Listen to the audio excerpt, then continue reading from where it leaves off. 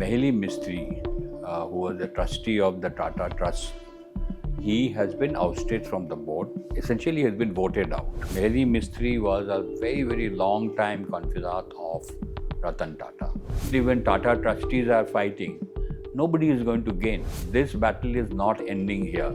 In fact, it has deepened the rift between the two camps, which is very, very unfortunate. It is certainly not ending. In fact, it will now, you'll see the stage 2, which can be more vicious.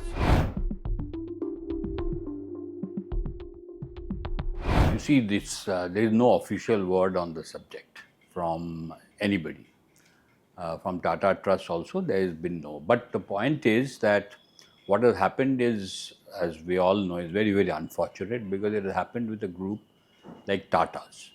You attribute some features to the Tata Group, which is above everything. They have had a track record over many, many years.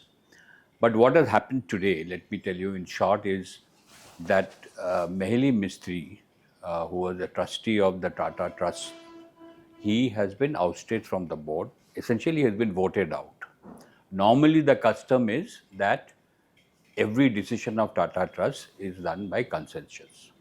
In this case, 4 of the Tata trustees, Mehli Mistry could not vote on his own continuance. So 3 of the Tata trustees who are sympathetic to him, they voted in favor earlier. But the 3 others, which is Chairman Noel Tata, then Vice Chairman Venu Srinivasan, and one more, they have voted against. So essentially, Mistry has been voted out. Now, which is ironic in many cases for 2 reasons. One, in October itself, October seems to be a pretty odd month for the Tatas because it was a few years ago in October only Cyrus Mistry was voted out of Tata Sons by the Tata Sons board. Now, again October, again now Mehli Mistry is now out. Now, Mehli Mistry is significant because first, it is the first time that Tata Trust has seen a real vertical split. Many people interpret it as revenge by the Noel Tata Group because a few days ago, as you know, the Mistry camp voted out Vijay Singh from Tata Sons board. But Tata Trust has nominee directors in Tata Sons. He was a nominee director. While being a trustee, he remains a trustee, Vijay Singh, but he was voted out by the Mistry camp, the 4 trustees. So it is being seen as a revenge by the other camp as voting Mehli Mistry out from the Tata Trusts governing board. So in a way, it marks an end of an era in Tata Trust in terms of convention. No consensus for the first time. Second, it is important and it is a bit intriguing also because Mehli Mistry was a very, very long time confidant of Ratan Tata. Now, Ratan Tata, as you know, when he had this problem with Cyrus Mistry, he wanted him out. And Mehli Mistry is a cousin of Cyrus Mistry. There are 2 brothers, so Shapurji Mistry and Mehli Mistry. And Cyrus Mistry. Now, Mehli Mistry, everyone thought will side with the Mistrys because cousin. But what happened actually is Mehli Mistry supported Ratan Tata in his bid to oust Cyrus Mistry. So they don't share a very cordial relation. Now, that kind of a man who was seen to be a close confidant, whom Ratan Tata made a trustee, he has been voted out by Tata. Let's not get into the right and wrong of it. There are pros and cons of every issue. Here also the same issue has come. But by voting out Mehli Mistry, 2 things have happened. One, the perception about Tata, I think, has taken several knocks. Because, as I said earlier, that Tatas were known to be a group led by Tata Trusts and every decision was by consensus. So everything was fine. Now this split in a trust which controls 66% of Tata Sons, which is a holding company for 27 listed Tata companies.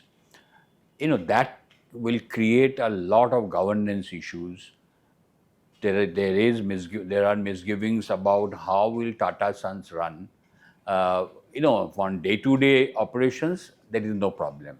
Tata Sons is led by a CEO, a chairman, and CEO N. Chandrasekaran, who has incidentally got a fresh 5-year term much before his second term was expiring, by the same Tata Trust. So Tata Trusts trustees were absolutely okay with Chandra's continuance in Tata Sons.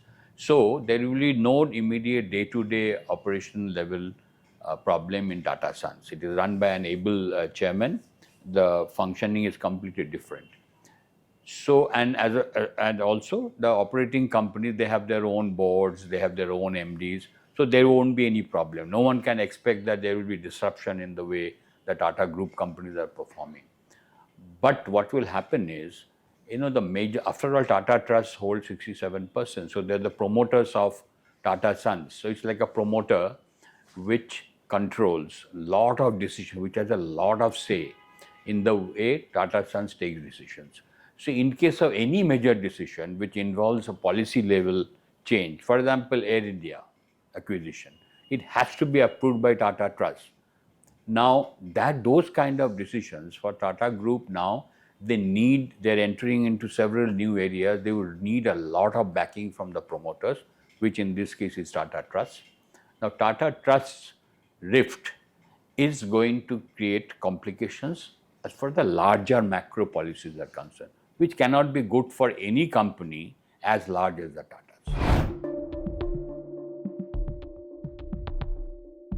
I can only speculate because, as I said, no one is talking about it except some sources who are talking off the record. Mehli Mistry's next course of action, I think there is no doubt that he will not take it lying down. He has been voted out, so he will obviously go to courts because that's the only option left to him.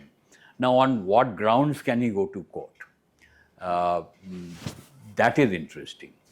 Now, one of his demand was that he is giving approval to Venu Srinivasan's continuance as a trustee. And Venu Srinivasan is the vice chairman of Tata Trust. But he put a condition.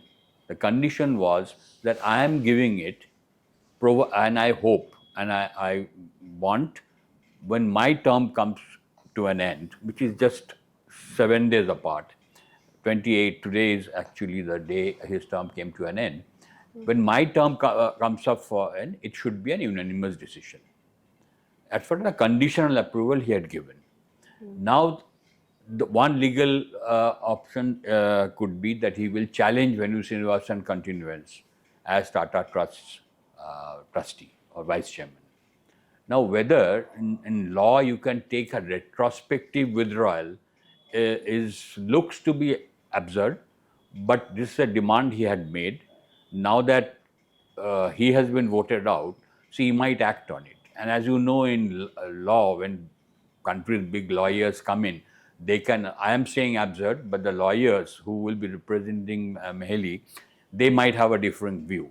So that is one interesting point that Mehli might contest in courts. That's number one. Number two, he will obviously contest his ouster from the Tata board on two grounds. One, he will say that we had decided after Ratan Tata expired, then the Tata Trust board had decided together that the current trustees, on completion of their terms, can be reappointed as a life trustee, which is not no voting, nothing. It will be a lifetime trustee. So how can the Noel Tata faction can now demand a voting on it and vote me out? It has to be unanimous. We had decided that it has to be unanimous, so why are they going against it and voting me out? So he can challenge that. But the other view is that the resolution which was taken in October last year it said on reappointment. Now, first the reappointment has to take place and then they become life trustee. These are all legal points that I'm sure the Mistry camp is thinking about it. But one thing is for sure, this battle is not ending here. In fact, it has deepened the rift between the two camps, which is very, very unfortunate. It is certainly not ending. In fact, it will now, you'll see the stage two, which can be more vicious. So this, so it's all likelihood this will reach the courts, and you will have a long drawn legal battle over Mehli Mistry. What the outcome will be? Last time, Ratan, as you know, Cyrus Mistry was ousted. NCLT had approved, in fact, gone against Ratan Tata and said that yes, his ouster was illegal. Of course, then the NCLAT, Supreme Court, they said no, Ratan Tata was absolutely right in ousting Cyrus Mistry. This time, I think that also was a very long drawn thing. This time also, I think it will be a very, very long drawn. At the end of it, who will gain? Ultimately, when Tata trustees are fighting, nobody is going to gain. I mean, there will be tremendous uncertainty among stakeholders, among people who, government is very worried about it, among people, all stakeholders, whether they're investors, whether they are just bystanders like us, or whether anybody who has read the history of Tata Group will be very, very disappointed with the way things have taken a turn. So legal battle, I am sure it will happen.